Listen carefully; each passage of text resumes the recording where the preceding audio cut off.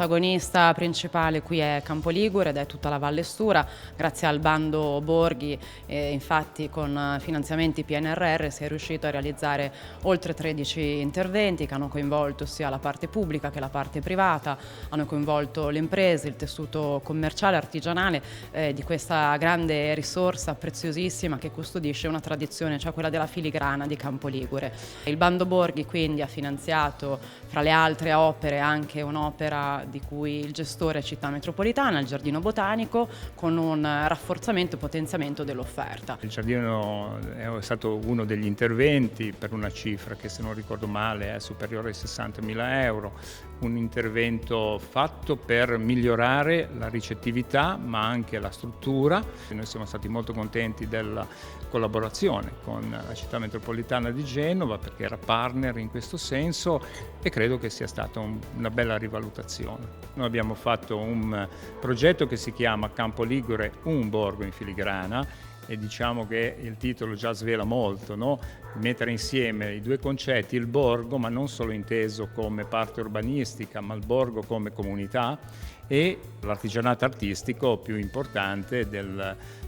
nostro comune, che è la filigrana. Quindi, coniugando questo con nuovi servizi come il centro di formazione della filigrana, centri di coworking e poi la promozione territoriale, il marketing, la gestione dei siti, insomma un'opera che ha coinvolto non solo le strutture ma anche le persone. Un punto di partenza oggi, perché si inaugurano una serie di progetti, di lavori fatti che però sono solamente l'inizio di un lungo percorso che non sarà solamente di questo borgo ma dell'intera valle. Questo è un progetto che ha visto tutta la comunità insieme e ha visto un'idea, e quando ci sono idee così tanto forti si hanno dei progetti che possono avere comunque un respiro che diventa un respiro nazionale e internazionale, e soprattutto un respiro che può guardare oltre, per cui riportare gente che viene a vivere in questi territori, per cui trasformare i borghi non in belle cartoline ma in luoghi da vivere, dove si riaprono attività